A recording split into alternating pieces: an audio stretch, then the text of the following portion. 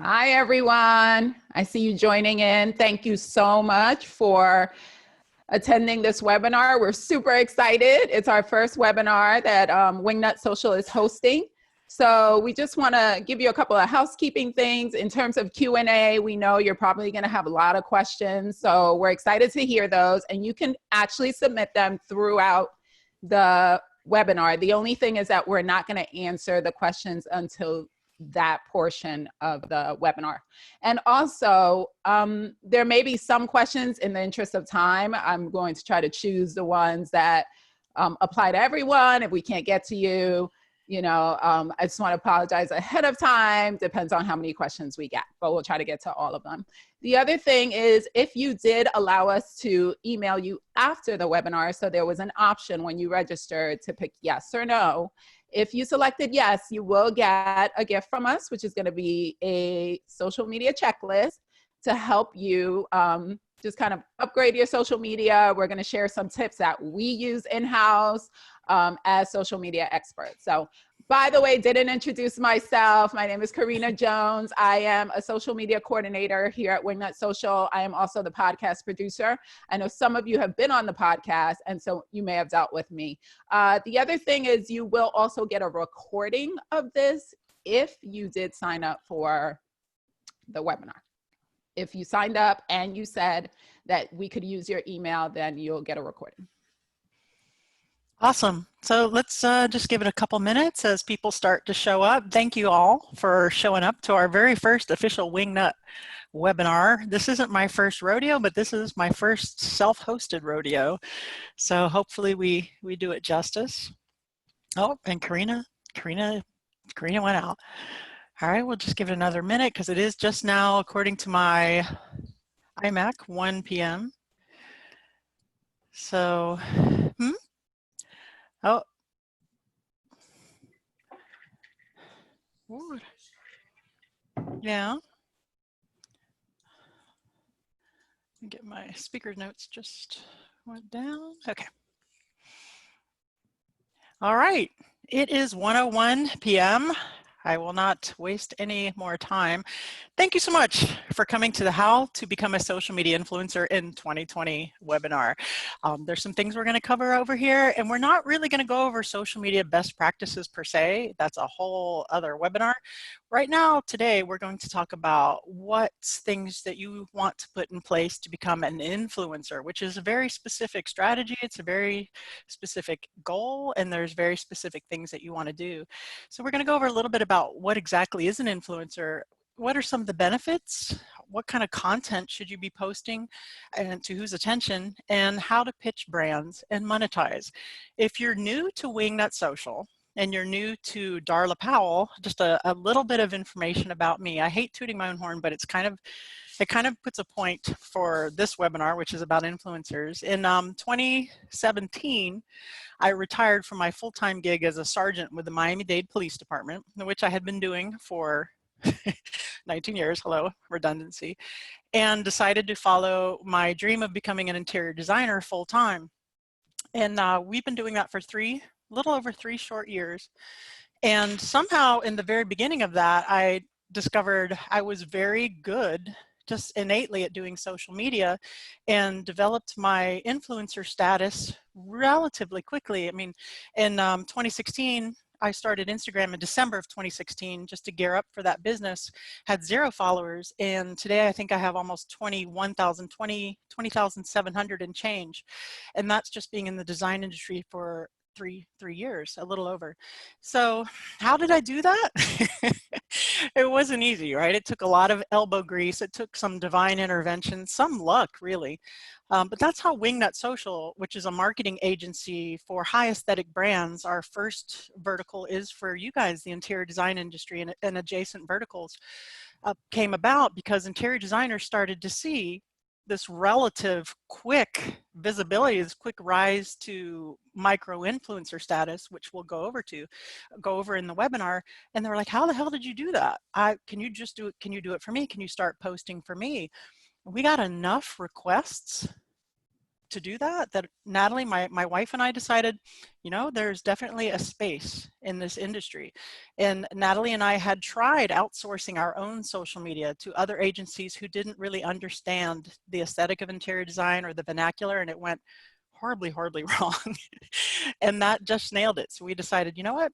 Let's start up Wingnut Social, and we did, and that's my story in a nutshell, is not to belabor the point.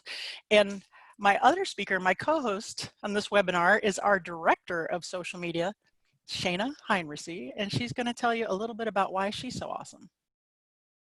Hi everyone, I'm really excited to be talking to all of you today. I have more than 20 years experience in communications and marketing. Some of it I was a professor and researcher in communications and marketing, as well as working professionally. I've been doing social media for the past 9 years, like almost solely social media. And I've worked in companies and I've managed their influencer programs. So I can tell you a lot about what brands are looking for when they want to work with influencers. And I've also helped manage influencers and, you know, created their social and helped build people into influencers as well. So I can give you insights there. Right. So what are some of the qualities of an influencer? As I mentioned before, when I was giving my very, very, very brief bio, it takes a lot of time. It's not you just wake up in the morning and you have coffee and the birds land on your shoulder and you sing lovingly as people are filming it, right? It's a lot of hard work. It's a lot of preparing. It's a lot of preparation. It's redundant again. It's a lot of content creation. You have to have an entrepreneurial mindset to become a legit influencer, because you're not just throwing things up there hoping something happens. You have to have real strategy and real goals at the end, and you have to be creative. You have to have some sense of what looks good for photography, what's going to resonate with your followers. You have to be a relatively decent writer. If you're not, you have to at least outsource that to somebody who is, and you have to be comfortable not being private, right? You have to be comfortable being out in front of people and being a personality and being someone who might get recognized at the Walmart. And you also have to have an idea of how to build that know, like, and trust factor with your audience. It's a lot of work. It's a lot of planning that goes into that. And not only that, but you have to be someone who's willing to adopt certain trends that align with your brand and be a trend setter as well. Shayna. So there's really 4 different levels of influencers. There's the nano influencer, which I know a lot of you out there listening today are probably in that nano influencer level. You can get some deals, you can do some brand collabs as a nano influencer, but it's going to be more getting free stuff or discounts or access to things than, you know, getting paid to do those brand collaborations. Nano influencers who are able to attract a lot of money are usually ones who are very famous in some other way. They've been on television or something, but they might not still have a lot of followers on that platform, but they're really well known for other things that they do. Micro influencers, that's really the sweet spot, because it's very, very important that you be trusted by your followers. That's why companies want to work with influencers. They want someone who is trusted by their followers better than a brand is going to be trusted by its followers. So when you have that smaller number of followers, 10 to 100K, you generally are a little more authentic with your followers. You're still doing a lot of the stuff yourself, and there's more trust in that. So design tends to have really a smaller number of followers than some others. Even like M. Henderson, who's massively huge, you know, still has under 1 million followers. So she'd be considered a macro influencer. But that micro level is really a good spot for designers to be in. You have a significant amount of authority and trust, usually, if you can make it to that level as a designer. It's different in like beauty, for example. You have people expect a lot more followers from you in order to get those kinds of deals. With design, it's a little less, which is good. So the 1 million plus, those are really talking about celebrities. And I'll give you a little tip right here. If you want to go quickly, if you want to get up to those different levels, we highly, highly suggest that you use ads to do so. Don't buy followers because they're going to be looking for an engagement rate, and you're not going to get a lot of highly engaged followers that way. The follow, unfollow bots, that will help you out a little bit, but we have found that ads are really the way to get you genuine followers who are going to be engaged, who really enjoy your content. All right, so what's the first thing that you have to do? You want to be an influencer, you want to get licensing deals, you want to start collaborating with brands. Well, we have to do a health check on your social media, what it is that you're posting and how it is that you're presenting yourself. And you also have to define your goals. What do you want to get out of this? Do you want to be somebody who's going to be on HGTV or Bravo? Do you want your own Fixer Upper show? Or are you okay with just getting some free stuff from collaborators, right? So that is one of the main things to consider. What is going to make you happy? What are you going to enjoy doing? What do you want to get out of it? Because you want to make it worth your while, because it is a ton of hard work. Shayna. So there are some, social media best practices that I'm going to go over really quickly here. We're focusing a lot on Instagram here in what we're talking about, but you need to be building your account during this time. So all of those best practices you need to be following. And we'll go over a few of them here. Like, as an influencer, you have to be posting original content. So often you'll use inspo posts, you'll post pictures of other designers, especially when you don't have a lot of content yourself or you're starting out, and that is totally okay. But when you move more into that influencer realm, they'll be expecting more and more original content that you're creating, your own original videos, your own original designs and different graphics and contests that you're all creating with your own content. So that's really important to know. A value proposition, that really just means that you need to know what you are bringing to your followers. Why would someone want to follow you? And then you need to give them that. So you have to figure that out and make certain that you are always delivering on that value proposition, or people will stop following you or unfollow you and stop paying attention to you. So you really should focus on that. Consistency is important. If you want to be an influencer, we suggest posting a little more than we usually suggest for like just a business. Go for at least once a day on Instagram, and a lot of influencers will be doing more like 2 to 3 times per day on Instagram, and then also doing Instagram stories and IGTV. So incorporating all of that, you really need to aim for a minimum of once per day. And you'll often start to see, you can look at your stats and see when you start posting a certain amount, your stats for each post will start going down. And that's really that level that you should probably stick at. For Twitter, Twitter is massively important for influencers, not so much for interior designers, but influencers in general. This is where they talk to each other. This is where they talk to fans a lot. And so for Twitter, you really want to aim for like 3 to 10 tweets a day, which includes, retweeting things from other people. So it's also a very sharing platform. That doesn't mean you have to create 3 to 10 original tweets, but try and get in there and do that. Tweet at least once a day. Also, avoid using 30 hashtags. You want to use less than that, because you want somebody to be able to tag your content on Instagram and say, use this hashtag, reply with this hashtag if you want us to share your content for them. If you're using all 30, they won't be able to do that. They won't be able to ask you with the hashtag. So make certain you're using a little less than that. Go with like 25. Engagement. Engagement is the most important thing. It's equally important with the amount of followers that you have. They really want to see a highly engaged audience. So really aim for like a 5 to 8% engagement rate on Instagram. That's pretty good. It's hard to get that right now.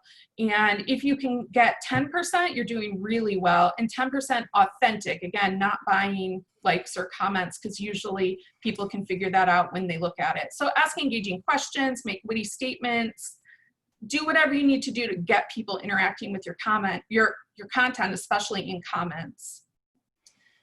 For reevaluate, that's really easy. Basically, look at what's performing well and what's performing the worst, and do less of what's performing the worst, do more of what's performing best. Boosting posts, again, just to stress, we really suggest ads, sometimes boosted posts, but especially ads, to try and increase that number of followers. Awesome. So there's some more things that you want to do to help get your social media accounts in shape before you start reaching out to brand. And I will tell you, one of the biggest pushbacks that we get at Wingnut Social from interior designers or even just business owners themselves, but if you are the brand and your name, like DARLA Powell Interiors, our design firm, and you're the brand and you're the face of the company, you need to literally be the face of the company. You can't be shy about posting pictures of yourself on your website. And here's some examples, right? To the influencers like Nate Burkus, like Athena Calderon. You know, Nate Burkus really needs no introduction. Athena Calderon from iSwoon has 400,000 followers, and look at their feed. Look at how many pictures of Nate is on the feed. Look how many pictures of Athena are on the feed with her family, or et cetera. And the ratio of that is about a good 50% of the time. And what we get when clients come to Wingnut, they're like, oh, nobody really wants to see me. Nobody wants to see videos about me. But you have to flip that. You have to turn that around, especially as an influencer, right? You are the brand and they're hiring you, the brands that are collaborating with you, to be that know, like, and trust. It really is all about you. So you have to kind of get over that. And if you decide, okay, my sphere of influence is just to get local clients, real life clients, they're going to want to, that's the same thing, just on a more intimate local level. For your design clients, they want to see who you are. Who are they inviting into their inner sanctum, into their home, to look at, you know, what's going on there, and to change that up for their life. So you really can't be shy about that. And also, if you're an interior designer and you've only been posting about design, this is design, this is design, this goes hand in hand with showing yourself on there, is to show things other than design, more of a lifestyle feed. What do you like to do? What kind of coffee do you like to drink? What do you like? Whiskey? Do you like gin? Do you like sparkly water? These things seem small, but when you start developing that following and you start getting fans and people that want to know all about you, these are things that might resonate with them. Like, oh, I like this brand of whiskey. I like this brand of coffee. Or I also have a healer, a Australian cattle dog, things like that.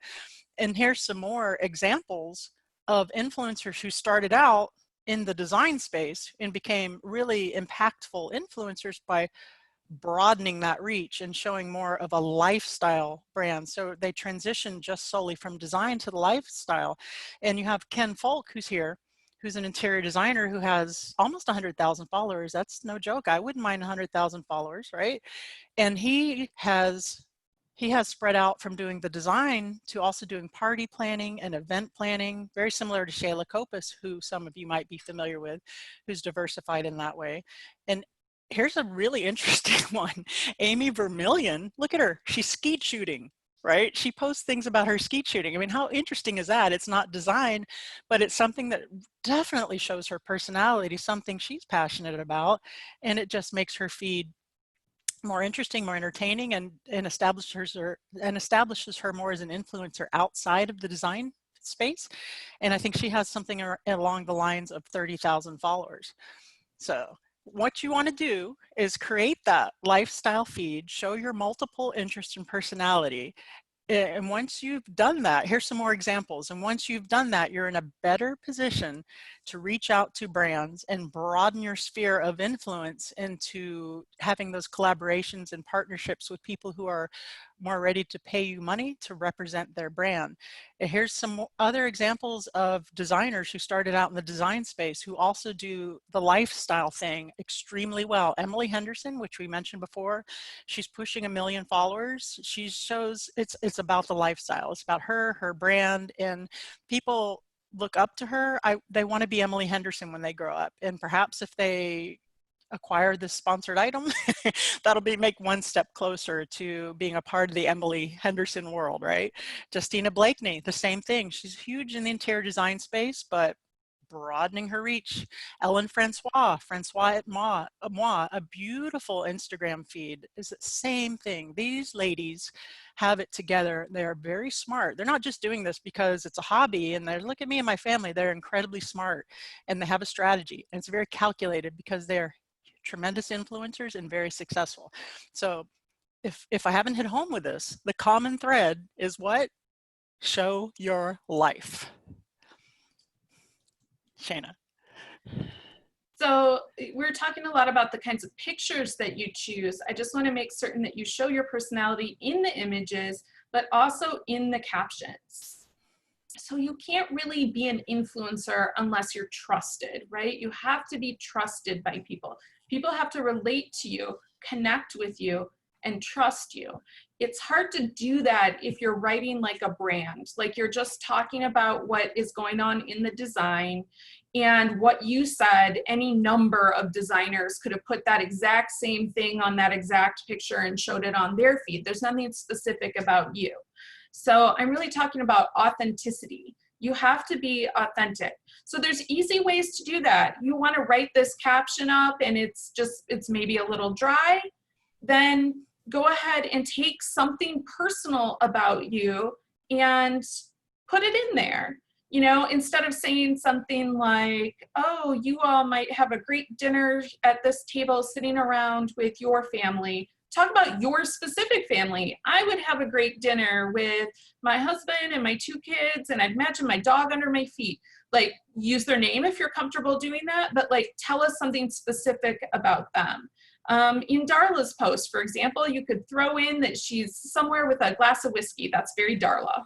You looked at her feed. So you can just kind of put those things through there, and also show your mistakes. You don't have to be perfect. That for a long time, Instagram was all about that perfect person on Instagram, that really fake, perfect person. But that's not really the case anymore. That's not quite how it goes. People are looking more for people who are relatable. So you don't want to show mistakes like, I forgot to order the furniture for my client. Okay, that's a big mistake. That's a bad mistake. That makes you look unprofessional. But it's okay to say, you know, I was really up late with my baby last night and I'm just so tired today. It's okay to say that. It makes you seem human. People want to know what you think. And if you want to be an influencer, you can't write in that brand speak. It has to be authentic. It has to seem like you. It has to be your voice on there. Show your mistakes. You can include fun images. You know, just make certain you're putting yourself into your captions in specific ways. Videos can be really helpful because people really get to know you on the videos. So that's a great place for establishing a connection with your audience when you're doing videos, because you're talking directly to them. Right. And another thing that you're going to want to shore up and make sure that you have something to show brands who want to collaborate with you is you want to show them some proof in the pudding. How effective are you as an influencer? You want to kind of test your reach by creating campaigns, right? So when a brand comes to you and says, I want to hire Darla Powell to represent Curry & Company, what kind of track record does she have? So they want to see that you have created successful campaigns on your own, for your own brand, and show them what kind of reaction, what kind of ROI you've gotten from that. And some examples of that are things like, follow me, go to my blog. Here's the latest blog post I've written. You can show them some of the analytics from that, how you were able to reach the blog post. You can say, do a contest with some calls to action in there, or a webinar like this. We did a huge campaign for this webinar for at least 2 or 3 weeks, and we can show them how many people registered for the webinar, show them the stories that we did, the post, and how we could put that together in a cohesive way. You can show them your design project. Here's my design project from beginning to end.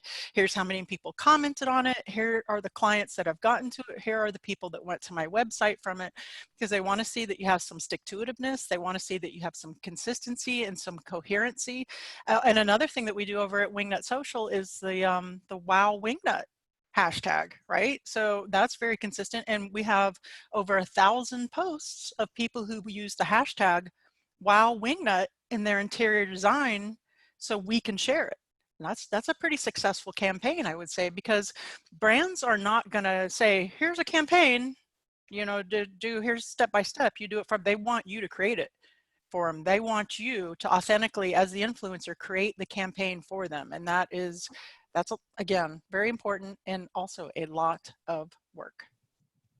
Yeah, so when you're thinking about these campaigns, make certain that they're, you know, a series of posts and content that are related to each other. Yes. You can create all sorts of different things, like a contest, for example. A contest can be a really good thing where you have this creative, you've maybe designed some posts, you've written some cool captions, you've done it in different ways, you're promoting it on different platforms, and in the end, you can show them, I created all of this stuff together, and here are the results with it.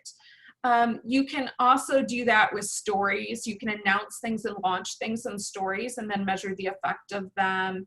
And UGC, like Wow Wingnut, is a great way to do that. But think about what works for you, how you could do, UGC means user-generated content. So if you can do a campaign and show that you've got all these other people to actually create content for you that they use your hashtag on, that can be a really successful way to show a brand that you've done that. So you don't want to be going to the brand the first time and saying, you know, I've never really done a campaign. Here's some posts that I've done. They want to see how all of these posts work together and how you've created a consistent campaign. And the results for that, you know, are really, really ultra important to measure, of course. Make certain you're looking at those off-platform behaviors, getting people to go somewhere else and measuring how well they do that. So it's also super important that you align with brands. So be very careful about anti-corporate stances. You don't want to be out there saying to like boycott this business, for example. Brands will see that and think, I'm not certain if I can trust that she's going to represent my brand well. What if she says bad things about my company? So the anti-corporate area is one of those areas that you need to be really, really careful about. But the political and spiritual views, you have to be a little careful about, not quite as much. Like there's really never a time when anti-corporate is going to be good for you as an influencer. But sometimes companies want to align with someone who has a specific political view in order to like not really say that they have that political view, but they want to support the influencer. So the company doesn't want to come right out and say it, but they'll support an influencer who says some things about it. So sometimes that can be successful, but you have to be careful how far you go with it. So don't shy away completely, but when you identified those brands that you want to work with, when we said define your goal, you need to think about exactly who do I want to work with before you even start on this path. What kinds of companies do I want to work with? Figure out what their values are and make certain that you are aligning with the values of the companies that you want to work with. Otherwise, it'll be hard for you to get those brand collaborations. I honestly think that's part of why Instagram is such a positive place, because, you know, if you're not being positive most of the time, it gets harder and harder to get that kind of stuff. True. And if you want to work with these brands and you want to get their attention, here's another important factor that you should be doing is you should be actually tagging them. The squeaky wheel, right, gets the grease. And just as an example, here's one that I did. I have quite a few, but here's one that stands out in my mind because it was the first time a brand reached out to me to ask to share my work, and it was Porcelanosa. I actually used their product on the feature wall behind the bed there, and you can see in the caption, you should be able to see how they reached out and said, hey, that's great, do you mind if I share this? And I just about died, and after I fainted and picked myself back up, I was like, hell yeah, you can share my work. Yeah, you know, of course, I think we had been doing design for 6 months at that time. So don't be afraid and don't be shy about tagging brands. You might be thinking, oh, no one's really, who's going to pay attention? They're just going to see it. I'm just spitting into the wind. But these big companies actually have people who are paid, who they hire to go through and look for their tags. Look who's mentioning them. They want to find the next influencer. They want to find these micro influencers to help them make money, because they're stupid not to. And in fact, if you listen to our podcast, the Wingnut Social podcast, and you want to be a huge influencer, you want to be the next fixer-upper, we had Abby McCullum from HGTV. She's the vice president of marketing over there. She handles all their social media. She said that she actually personally goes through Instagram, goes through social media. I know she goes through Twitter too, actually, because she was stalking me over there on Twitter for a while, just an inside tip, and looks for anyone that tags HGTV hashtags or tags them in their post, and looks to see, hey, who is this designer? Do we like their work? How are they on camera? And actually, one of the designers that she did that to, she recommended them to the production team and said, hey, check out this guy on Instagram. He's amazing on camera. His feed is so good. And the number one considering factor in that was his personality on camera and how he showed himself and how he was. And she saw it, and now he has a show on HGTV. And I want to say who it is, but I'm not 100% sure that I'm connecting him with this particular story, but I know it. I know it is who it is. He has 1 trillion followers, and he's incredibly famous on HGTV. So don't be afraid to tag brands that you want to work with. If you want to you want to align with Curry and Company, you want to rep something that they do, tag them. You know, what's the worst that can happen, right? So we've walked you through the things that you need to do to make your feed and make yourself healthier as a potential influencer. So you're there. Let's just say, let's go, we're in time. You've done all this. You've done all the things we've told you to do, and your feed looks amazing. You feel confident. You're ready to go. Now you want to be a little bit more proactive, and you really want to start reaching out to brands. Here's how you do it. Shayna. So you may have gotten some reshares that are going on. You know, we talked about tagging, and tagging can be really great. We've had some clients that have been really successful with, we've used certain hashtags on their accounts, and they've gotten work shared onto those accounts. But how do you follow up with that? How do you make that go anywhere else? Because a lot of times with brands, the people who are working on their social are different than the ones who are going to be working with you as an influencer. Sometimes it's the same people, but sometimes it's different people, and the people who are okay in the collabs. So sometimes that information transfers through, like in the case that Darla was talking about with Abby at HGTV, totally use their hashtags, tag them. But then sometimes it's harder to make that go into that connection, because that information doesn't flow through the organization as well about what you're doing on social. So first you have to find who it is that you want to contact. So do your research. I really suggest finding some brands that are smaller brands. They might be more willing to work with smaller influencers, especially if you're still a nano influencer. You know, really try for some small brands. And some of the stuff that you're doing at first with those collaborations may need to be for free. You might just offer to work with them in some way, and that way you have some stats and you have some information, and you can show that you've worked with brands and how you've done it when you start. From a brand's perspective, sometimes it's a little scary to start working with someone who has never worked with brands before, because they expect like a certain level of professionalism in what you post and how you do it and by these dates, and they want to know that you're capable of doing that stuff. So sometimes making those collaborations with small brands for free can be helpful. So find those brands where you share those values.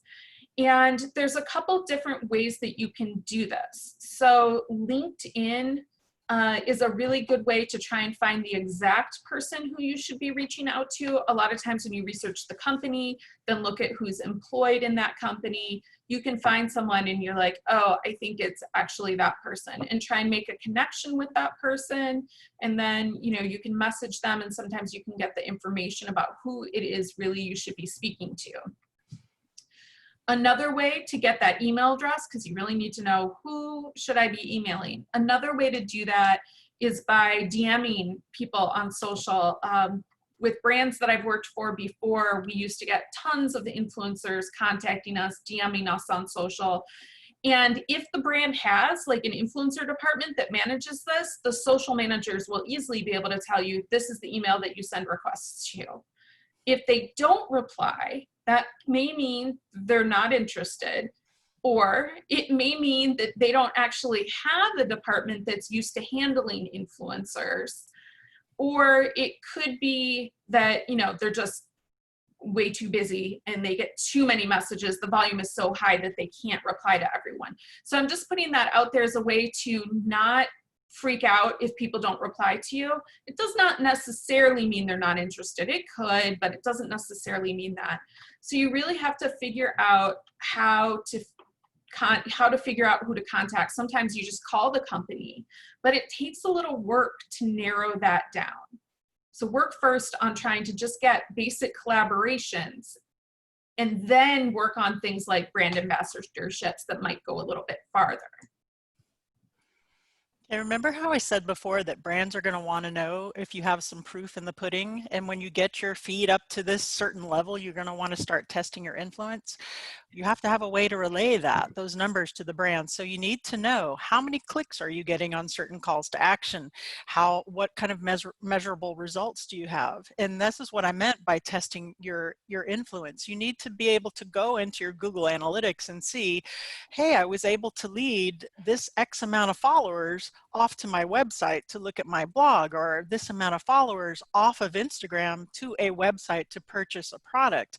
And a good way to do this is user tracking codes for the website, like links that you can track and see, okay, because I posted this particular link in my link tree, I can know exactly how many numbers came from the campaigns that we discussed before.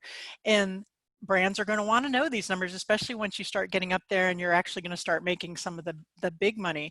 And in fact, when you get to the point to where you start negotiating with brands, you should have it in your agreement that they can give you back the numbers of how effective you are. So when you promote that going forward, you can show the next collaborator, hey, we had an article as a sponsorship for Wingnut Social Podcast, and this is what we were able to bring to them.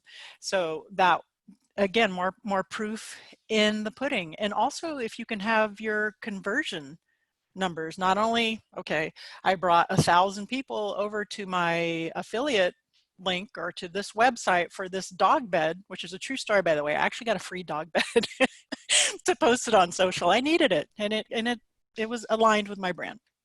And know, okay, out of those 1,000 people or 500 people or wherever you're at, how many of those actually converted and clicked buy now, click pay. So these are all numbers that you're going to want to have. And then when you can go to a brand and you can say, listen, not only these are the campaigns, this is what I've done to prove myself, I have my poop together, these are also the numbers. These are the analytics. I'm not just blowing smoke. This isn't just anecdotal. This is what I can provide to you at my level of influence. And they will say, wow, that's crazy impressive. How many millions do you want? Shayna. That sounds wonderful. Yeah. So, okay, so you figured out what brands you want to work with, you've contacted them, you figured out how to contact the right person, and you have to put together a pitch. I can't count the number of people who have sent me influencer letters that are generic form letters, not even addressed to the company or anything about the company. Those get thrown out. I'm not giving somebody free stuff if they don't have the time to actually say something about the business. So you really want to write one specific for each brand that you contact and show that brand connection. You want to show that you understand their business and how you connect with their audience. Like, your audience seems to be this kind of people. Now, I have this kind of people. I think this kind of people, my audience, could be beneficial to you because. Okay, so prove your value, show the data like Darla talked about, explain to them what it is that you want to do. Like, what kind of campaign do? You might say, oh, I have this video series on IGTV, and I think you'd be a really good fit for this video because of this. So show them that you're thinking about it, that you have a plan, that you seem organized, and make it open-ended. Don't tell them, you know, it's this or die. You know, let them come up with their own ideas and give you some insight there, but you want to give them suggestions specifically about what you're requesting, and then also how you want to be compensated. So if you have a set rate, give them the set rate. If you want products, you know, ask them for the products and say why I need these products in order to create this sort of content for you. So be clear about what you're looking for. Discounts, are you looking for a free hotel if it's travel related? For how long? When?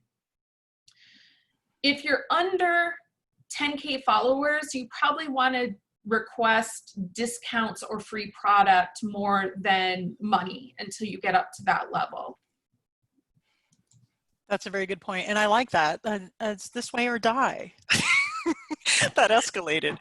All right. So since we're starting to talk about money, let's talk a little bit more about money, because that, you know, when you're up into that stratosphere, I mean, who doesn't want to make a living from being an influencer? I'm assuming that you guys are here because that's something that appeals to you. So there are different avenues that you can choose right now to kind of start getting your feet wet and going in there and creating some of those numbers that we were talking about earlier. And Shane is going to start telling you about those. Yeah, so really YouTube is king for being an influencer, because YouTube has automatic monetization built in. Once you have 1,000 followers on YouTube, you can start making money from ads for those who see your videos. Yes, it's complicated.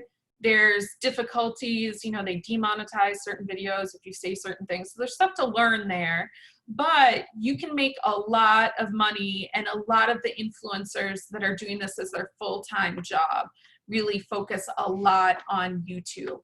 So that's a great way. You can also, with your blog, you know, you can also have ads on your blog and ads on your website. That's a possibility. So, you know, it's kind of iffy. Some people want to do that, some people don't, but that is a way to bring in some money potentially. You can do sponsorships and have people sponsor your content where you actually talk about it in there. Patreon is massive. There are very few people who make a living as an influencer who do not have a Patreon account. So with Patreon, you have to, it's basically a membership site. So people pay a certain amount to be a member, and they get certain levels of access. So when you create Patreon, you have to put content in there that is exclusive to them. You really have to think about, I know my fans, they are gonna want this kind of content. Sometimes it's access, like every 3 months, if you're a certain level of subscriber, you get like 30 minutes face-to-face with me. It's all sorts of different ways that people are providing that exclusive experience within Patreon.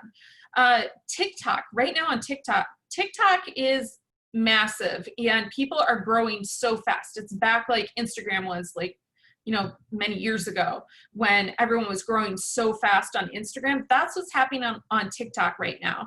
And people are actually putting a Venmo link in their bio and asking people to tip them for the content they're creating. So people are sending $1, $5, you know, whatever it is they want.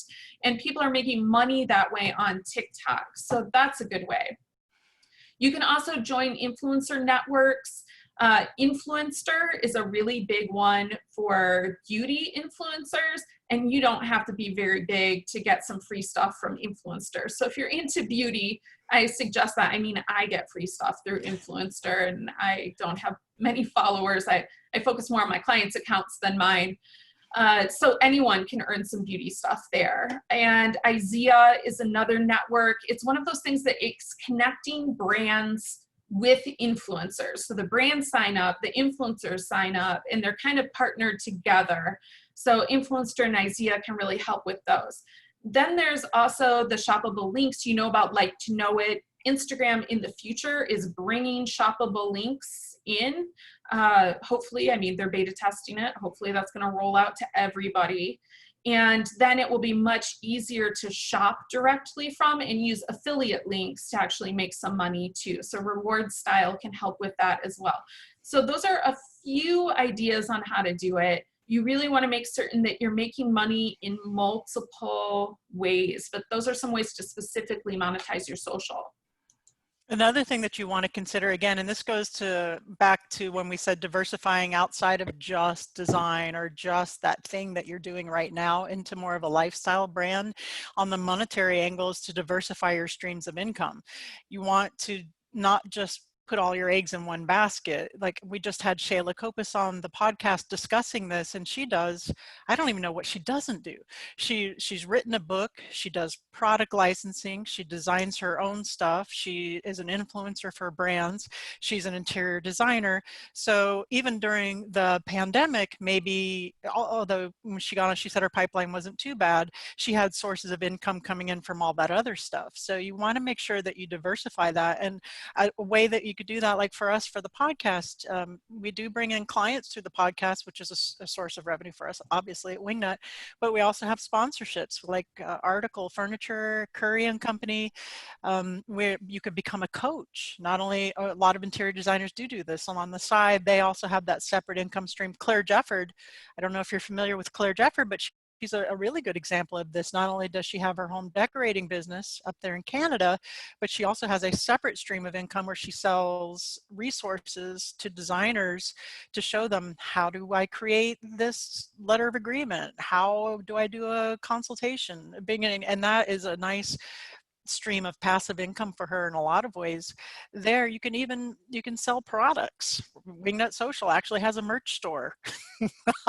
You know, people, believe it or not, I was shocked, but people wanted Wingnut t-shirts. I couldn't believe how we were overrun with people saying, I want a Wingnut t-shirt. Well, there you go. You have a Wingnut t-shirt. And this is an area you can be, oh, I'll show you something else. This is an area you can be very creative in. Wingnut Social masks. And just to make sure that you're not putting, like I said, all your eggs in one basket. You could do the licensing, the product development, you could have the Patreon thing with your podcast or your IGTV. There's just so many different things. Don't be myopic, you know, don't have too narrow a focus, because you're an influencer. You can have that reach in all those different areas and all that different product space. Shayna. Oh, we're here. We're at the end. Oh my goodness, we're at the questions. That's perfect timing. Look, it's 1:45. We could have done that better if we tried. All right. So Karina, if you'll hop back in here, now is time for the questions and the answers. I hope that you guys have found this very helpful. I do want to say one last thing before we do get into the questions and answers, that I personally have a huge following of women who aren't 20. Right? You might be in your 30s, you might be in your 40s, you might be in your 50s, you might be in your 60s. I'm 52, okay? And I have 20,000 followers.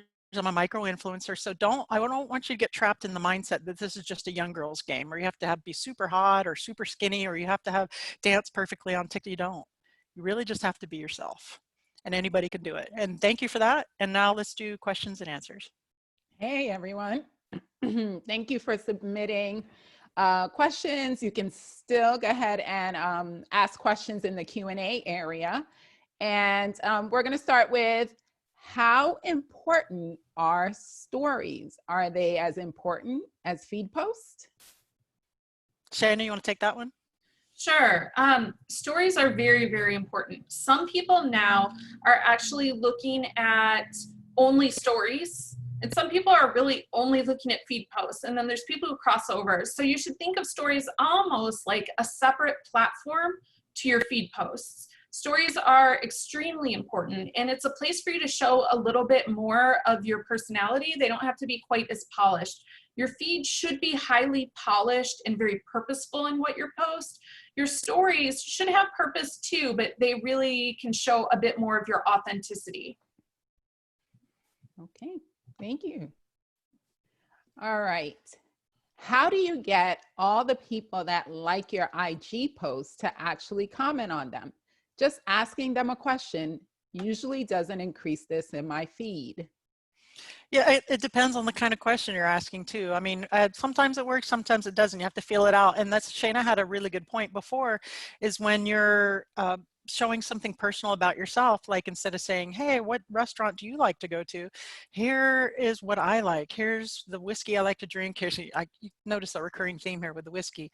Or here's what I like to do with my family, and to kind of develop that community, that know, like, and trust, and get them more engaged with the original content to have them to open up back to you. So if you're raw and authentic and having some level of vulnerability, it's more likely for them to engage with you. And it's actually in the way that you craft your caption is a good way. And just also the content itself has to be from an aesthetic level, has to elicit, that kind of passion or some kind of interest in something. So that having the content of quality is really important for that as well. Can I add something here too? Sure.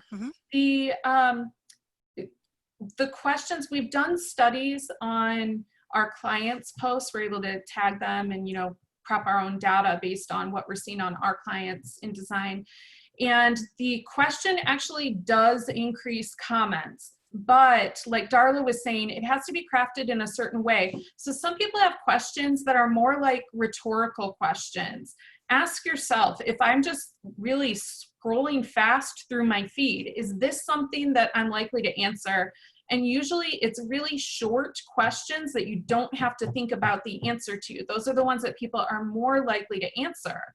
And so if you ask them, so like, what are you like, what are the most important things for you today? Like, people are gonna really have to think about that. Now, if you ask them, like, what's one thing you're gonna get done today? It's much easier for people to actually respond. And then when they respond, ask them questions back. So ask them a question, and then they respond to you with more stuff, and you get a conversation going. So that's one thing I see, is that people tend not to really respond to the comments in a way that drives conversation. Okay, thank you. I have a personal account with thousands of photos of me and my family on my feed, but I want to turn this account into a business account for my design. Should I delete all the photos or just start posting my new content and go from there?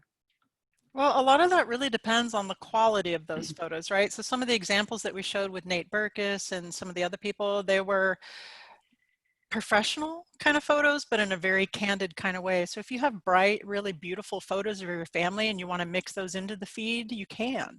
And you can just switch it over to a professional account, but really just take a gut check and honestly look through and say, okay, which of these have bad lighting? Which of these are grainy? Which of these might not be the most aesthetically representative of my brand on my feed? And you can still switch it over to a professional account, and you don't have to delete them. You can just archive them. So it really is just going to take a little soul searching moment to go through and see, how would these images of my family, show my personality, show me as a lifestyle brand, but also do they look pseudo professional? So that's, without sitting here and looking at your feed right now, I can't go and pick out which ones those are, or also maybe without insulting you by saying, take this one of your kid out. So that's something you're going to have to kind of do, and just kind of pare it down. And over time, you'll start to see which of those images start resonating. But you can always put them back. You can always take them down, and you can always archive them just to see how well they're doing. But if it's over 50% in the beginning, you might want to pare those back some more and do some more design images. I'm sure Shayna has her thoughts on this as well. Yeah, I basically would just reiterate what you're saying, Darla. Okay. Yeah, you need to look at whether they seem like appropriate photos. I'm not a big fan of deleting photos from your, deleting old posts. Like, delete old posts when they're really not appropriate for what you're trying to convey as a brand. So if they're not, go ahead and archive them. But otherwise, leave them and go from there, as long as they're appropriate. Okay, thank you. So Darla, did you Yes. launch your IG account as a personal account or a professional one? Do personal accounts ever morph into professional ones? Yeah, yes and yes. No, I actually think I started with a professional page in the beginning, because I had that mindset, because I had been on Facebook first for a while, and we did the business page. I had the mindset of, I'm a professional now, I have a business, so I don't think I started it off as a personal page. I have, menopause is a bitch, my memory is crap. So I'm not 100% certain about that, but you can transfer personal pages into professional pages. It's really just going into your settings and going to a professional account, unless that's changed some. Do they morph into a professional page? Yeah, just like we were saying to the previous question, it just depends. You'll have to go back if you're taking it from personal to professional and look at your feed and see if the images there are going to represent what you want to portray going forward. And I know Shayna says she hates to delete. I like to say archive because it seems so much gentler. But you might want to do that if you're switching it over to a professional account. And yeah, they morph over all the time. Okay, thank you. You're welcome. What if you don't have a great camera for showing your life? Well, you know, anymore these days, that's kind of hard to do, right? The iPhone takes amazing camera shots. Android phones take amazing shots. You can have that, and you can have yourself a little light, right? It's not that hard to take great shots anymore with an iPhone with a little bit of training. I know Linda Holt, is it lindaholt.com? If that's wrong, sorry about that, Linda. She has a little online photography course just for the iPhone, and she even takes stuff for her portfolio for her design firm with the iPhone, and she just knows how to do it in such a way that they look really super amazing and professional. So a little bit of elbow grease, a little bit of know-how digging in there in a smartphone really anymore can take some tremendous pictures. Your biggest challenge might be having someone hold it and take it for you, but they even have stands for that. So anymore, that's not a huge barrier to entry. Smartphones are great, and you can take really good pictures with them. You need to know how, and I think that they're so I highly recommend taking a photography class, because if you want to be an influencer, you are basically going to be a professional photographer and videographer. That's kind of the job. Professional copywriter, photographer, and videographer. It's basically, in the ad industry, is what you call a creative job. So really get to know how to use your camera on your phone. I also do recommend, if you're serious about it, buying a good camera and learning how to use a high quality digital camera, because your phone will do things, but you also are going to need more equipment like lights. But you don't have to buy expensive lights. Like Darla said, you can buy cheap lights. But if you really want to do, like, not just photos of you for your stories, but you want to do really great professional pictures of your designs and your designs in progress, you're probably going to want a better camera eventually for that type of professional stuff, unless you hire a professional to do it. But yeah, buy a little gimbal for your phone. I highly recommend gimbals. That way you can walk through spaces and your phone's not all shaky when you're recording video. So there's a lot you can do there. Okay, thank you. Oh, wait, one more thing on that too. Also, if you want to make an investment, it's well worth it. You can also hire a lifestyle brand photographer. They do exist. They're everywhere in all kinds of states. In fact, Jamie Swanson, is that right, Karina? Was a guest on the podcast, and she specializes in brand photography. And basically what that is a photographer that knows how to shoot you and all your amazingness for social media, and with the end of result being, those influencer shots. And you can get from one good photo shoot 3 months worth of social media content, and it can get a little pricey, but that'd be amazing for 3 months, not have to worry about going around selfies, So that's another idea. Okay. I love this question because a lot of you probably feel like this at this moment. I'm a little overwhelmed with the to-do list. Is it reasonable to expect that one person can get this all started and then hire it out as things get rolling along? Or should I just hire it out now? I feel like I could do it all, but am I delusional? I also appreciate the comment that this isn't just a 20-something game. In my mind, I'm in my mid-40s. Me too. And I know I'd love to see more women in my age group in the influencer realm. Angela, that's a great question. You also made me giggle. You might be delusional. It really, it really just depends on how busy you are on your main gig, on your design job. what I finally figured out, we were getting so many design clients from my initial social media effort that I did by myself, which is part of an answer to your question. When I started to hire it out, I knew I had to. So there comes a time where you have to figure out what's my work-life balance, because this in and of itself can be a full-time job. What I recommend to people who are new to the design industry or don't have a lot of clients is to get in there, learn a lot of this yourself. Because like Shana said, you are copywriter, photographer, stylist, you know, all these things. And then there is going to come a point, and hopefully sooner rather than later, where you are going to want to delegate this, and you have to start balancing. You have to think, okay, I'm an interior designer, I have design clients, this is working, I'm making $200 an hour. Am I going to sit there struggling at something that maybe I don't excel at on the digital side when I can delegate that out to somebody? So yep, to answer your question, do you have to hire someone from the beginning and do it? You don't have to. I absolutely started doing it myself. It might not be a bad idea if you're already struggling with work and jobs and you're already stressed out right now. Thank you. All right.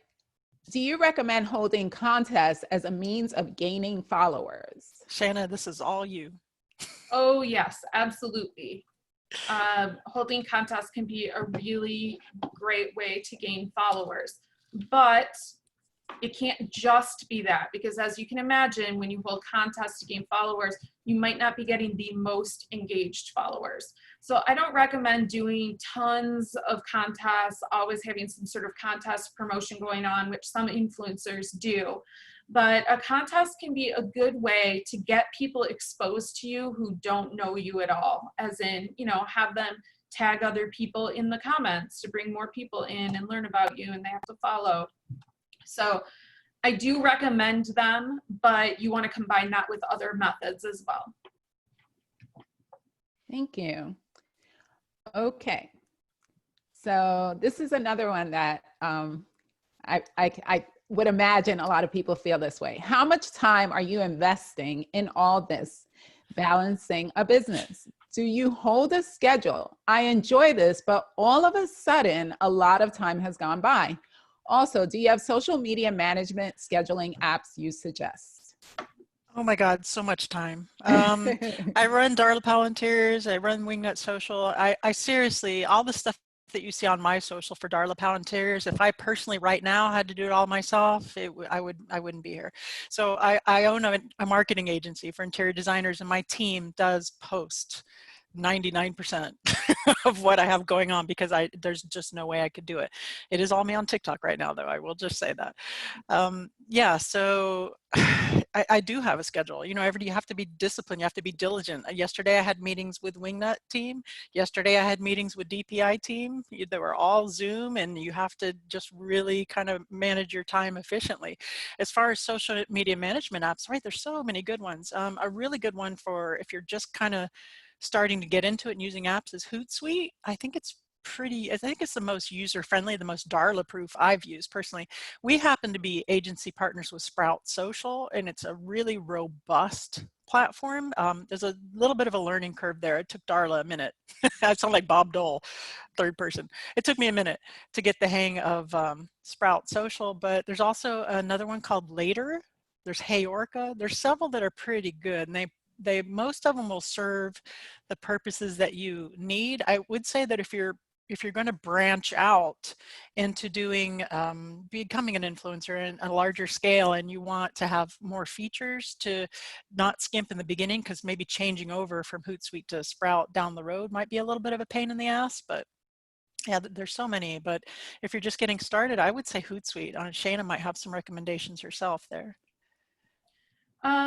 I like Hootsuite. It depends on what platforms you want to use. Yeah. It really depends. Later seems to be good for Instagram. I've used a ton of different Instagram ones. Hootsuite, if you want to do Twitter, I recommend Hootsuite. Hootsuite is the best out there for Twitter, plus all of the others, but that's where one thing they really excel at. They make it easy in Hootsuite for you to share other content from Instagram too, which not all of them do. So that's nice. I really like Sprout. I do too. But it's expensive, probably Yeah. more expensive than people starting out. So Shana and Darla, thank you. We have a couple more questions. There's one I really want to put out there because I think it's relevant to the actual webinar. How are you feeling with time? I know a couple of people have to go. I'm okay. Okay. Sorry. Apparently my computer decided it was busy. Done. Your computer's not good on time. If you tag a brand in your story and they share your post in their story, do you recommend posting it again to your story? When is it over posting? Shayna, that's you. It depends. If it's a really big deal that they shared your story, I would share it again, generally, but don't share it more than once. If it was like a post you did and they shared the post, you can definitely share that post to your story because it hasn't been in your story. So absolutely do that. Sometimes you might want to like even put something about the fact that they did it in like a caption on your feed as well. So there's ways that you can incorporate it without going overboard. If it's a big deal that the brand did this, you might want to share it because then the brand is happy that you shared it. But it's up to you. Thank you. Any advice for what to post on Instagram versus LinkedIn? Yeah, LinkedIn should be mostly business facing. So it's things like business news, new hires, places where you'll be speaking, things like that that are business oriented, articles about your industry that may have come from magazines or different places. So you can include that kind of stuff on LinkedIn as well as finished projects. But like on Instagram, the stuff is going to be a little more aesthetically oriented, a little less business oriented, and you may post pictures of your finished designs, but you're also probably going to post pictures of other people's designs and quotes and things like that that you might not do on LinkedIn. Thank you. If you switch to a professional account, is it true that it's harder to get followers or is it easier? I've heard both and am still on a personal account. What are the advantages of being a business account? Oh my gosh, this question is so important. It's loaded. So Yeah. on Instagram, that hasn't been my experience at all. But on Facebook, it is a little bit, I have found, Shayna, that it's a little harder to get organic traction from a business page than a personal page. And I know a lot of people kind of intermix the two, but on Instagram, I haven't seen that at all. That might be like a little urban myth. Shayna, what are your thoughts? Yeah, that's a myth that doesn't apply to Instagram at all. But it is true, like you said, for Facebook, it's not just a little bit harder to get traction with business pages. It's extremely harder. Yeah, it's true. But on Instagram, it doesn't matter. Do you want to go over the advantages? Okay. I'm sorry. Natalie was making a whole bunch of noise in the background. Like, hey, we're still doing this webinar. I'm sorry. Can you repeat that? Do you want to go over the advantages of the business account? Being a business account versus personal account on Instagram. Oh, Shayna, you got it. Oh, okay. So Natalie distracted me, sorry. One of the biggest things are stats. As a personal account, you don't have access to stats. And so that, I mean, that's massive. You want those stats. I don't know how you could run your Instagram account for a business without those stats, quite honestly. I don't know what you would be basing your decisions on. You kind of be throwing stuff at the wall and seeing what sticks, but you don't even know how it's performing. So that's really why you should be a business account. Number one. Number two, ads. You want to be able to run ads and you need to have it set up as a business account that way. Three, if you want to use any sort of a social media management software, which everyone should be using, every one of you should be using a management software, it has to be a business account. It's required. So for me, those are the three big things. I would say I don't see any advantage in keeping it a personal account. Like there's nothing that you get from being a personal account, like nothing. You just get less access to all the good stuff. So there's no reason not to switch it over to a business account today. All right, guys, I think we really did run over by 10 minutes. We would have loved to have gotten to all of your questions. We'll try to, if there are any questions that are unanswered, we'll shoot you shoot you out an email. I don't talk for a living. Guys, if you haven't checked out the Wingnut Social podcast, please go over and check it out. It's on iTunes or wherever the hell you listen to your podcasts on. Also, if keep us in mind, if you need some help with any of this for your marketing for your interior design firm or any high aesthetic brands, that is what we do. That is our sole purpose here at Wingnut Social. And I just want to thank you guys for all your kind words, and thank you for showing up to this. And I think this was pretty successful, right, Karina? Right, Shana? Yeah. Yeah, I had fun. I'll stay in here for a little bit and respond to some of the questions that are coming through in writing. I'll type some answers to you guys if you want to stay, those of you who still have questions. All right, awesome. Thank you, Shana. Thanks, guys. Thank you.